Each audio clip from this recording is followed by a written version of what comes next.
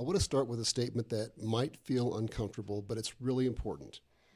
If you believe your biggest sales problem is unqualified leads, talking about pricing, or indecisive prospects, there's a very good chance that you're misdiagnosing the real issue. In the next 20 minutes, I want to show you what's actually happening in your sales conversations and why it's costing your firm far more than you realize. Do any of these sound familiar?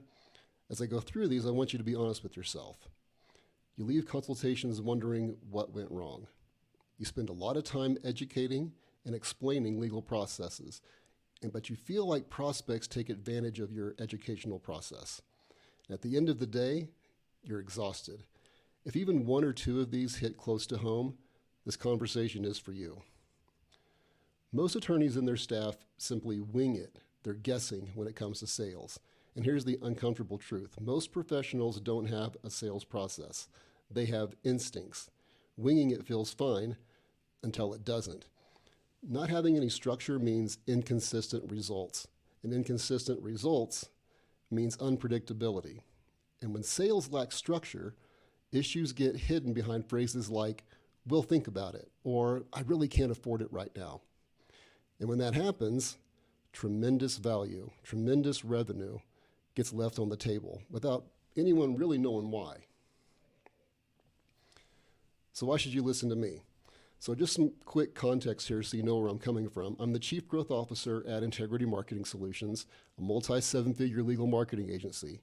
I've sold tens of millions of dollars in legal services and coached hundreds of attorneys and their teams. I didn't get into this because I just love sales training. I got into this because I watched great marketing fail when sales conversations lack structure. This isn't a marketing problem. It's a sales conversion problem that we're trying to fix here. Here are 7 warning signs that your sales process needs refining.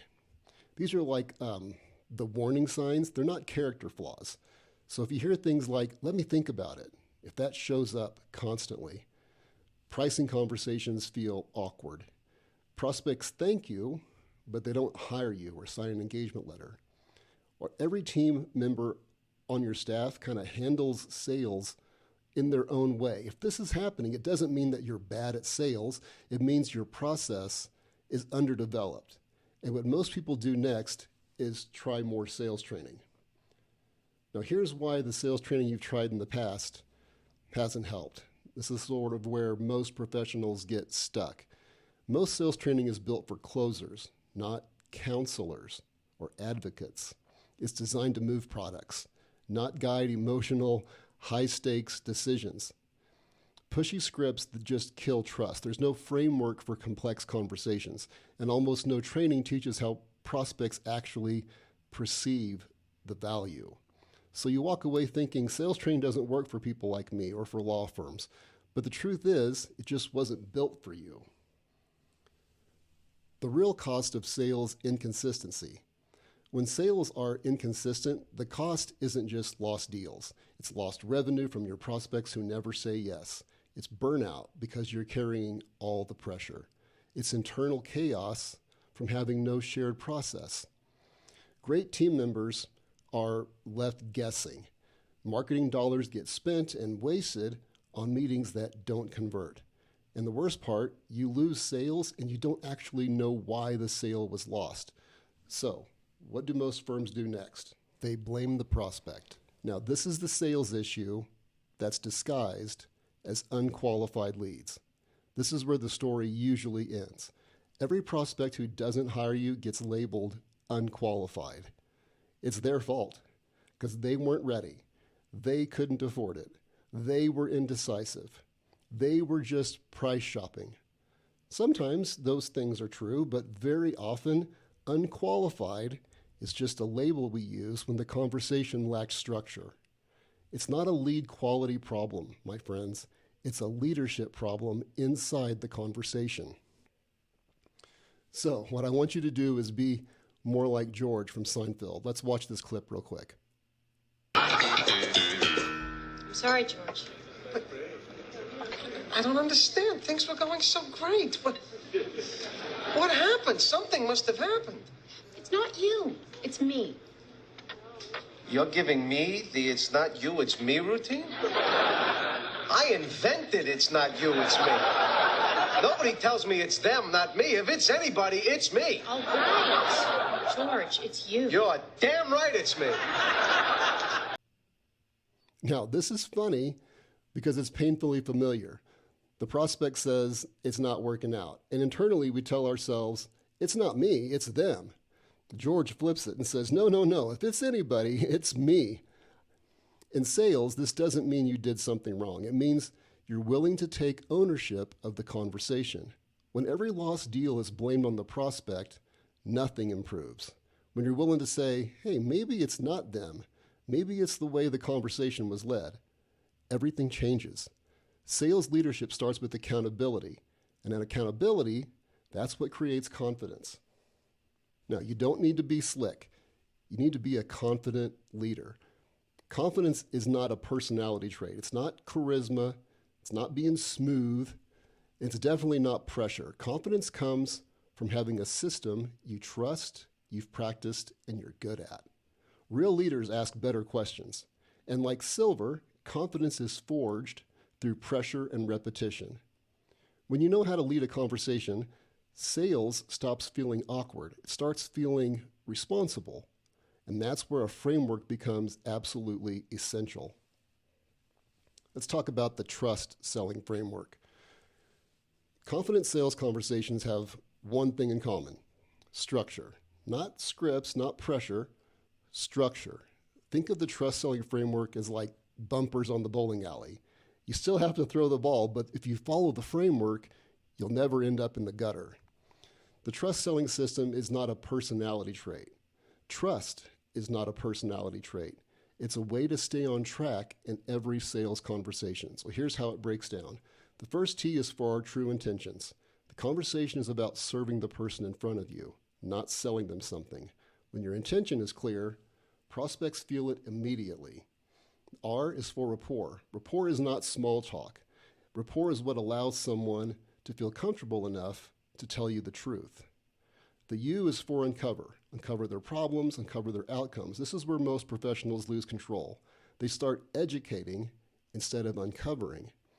You can't solve a problem you haven't fully uncovered. And free consulting feels helpful, but it kills urgency. It clouds the mind of the prospect. It's what causes them to say, I really need to think this over. Then you have your size up and your standards. Remembering, not everyone who meets with you should become your client. Your standards protect you, and they protect the prospect. The final T is for your true solution. This true solution is your honest answer, regardless of cost. Your job isn't to decide what someone can afford. Your job is to tell them what they actually need. That's ethical sales leadership. So what's this actually costing your firm? I'm going to tell you a little bit about Bill. We can just make this real for a moment. Bill runs a successful estate planning firm and is a great attorney, has a great reputation. He's great at sales, but his intake specialist, the person that was handling the phone calls and the web leads that came through, she was less than 10% effective at getting those leads to convert into a paid consultation. Bill knew there was something wrong. He invested in training. And once we moved his admin person out of that role and moved a new team member named Brooke into that role, he had some great results. And nothing changed about the leads. The only thing that changed was the structure and the confidence in the conversation. Now, if your firm averages 50 leads a month, I'll let you do the math here. But what would 10 additional clients at your average fee mean for your firm? Let's hear directly from Bill. And Bill, she says that she's done a pretty good job of securing the clients that actually do need trust work. Are you seeing that on the back end, that the prospects seem vetted, committed, and ready when they come in? Yes, I am happy with that.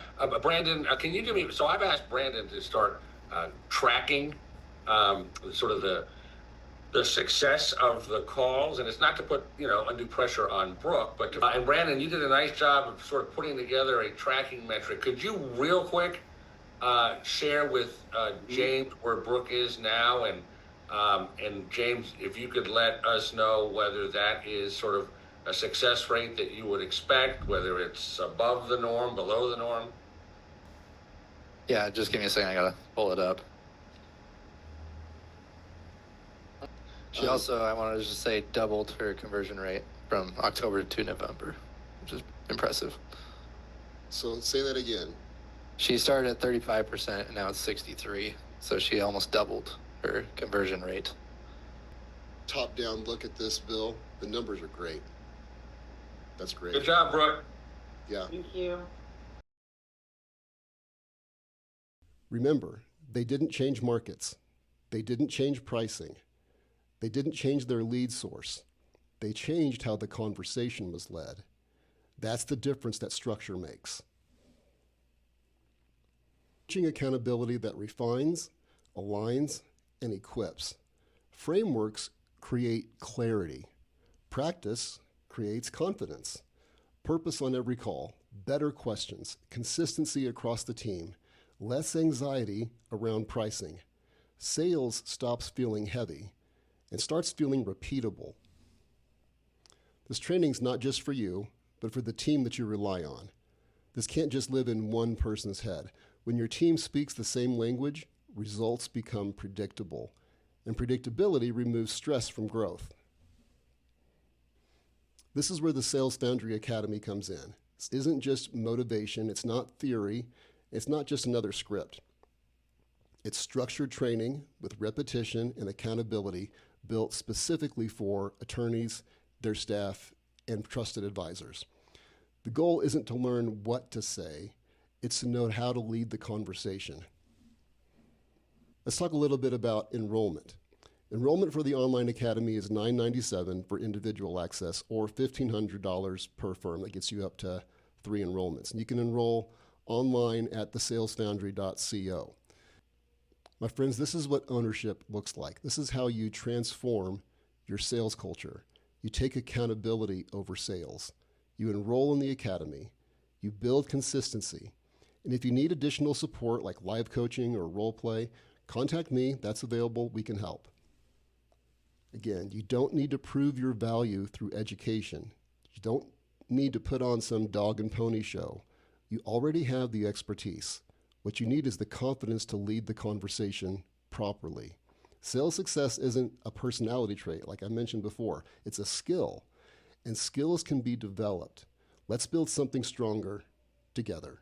If this resonated with you, the next step is simple. The Sales Foundry Online Academy is where we take everything you just saw and turn it into confidence through structure, practice, and accountability. If you're ready to stop guessing in sales and start leading conversations, you can enroll now at thesalesfoundry.co/online-academy. You don't need permission. You don't need to overthink it. You just need to start. Now, if you have questions about the academy, go ahead and reach out. We'll tell you honestly whether this makes sense for you and your firm and how to build it out. If it's not the right fit now, that's perfectly fine too, but if the sales conversations are costing you time, energy, or revenue, you don't have time to keep guessing. Go ahead and enroll today.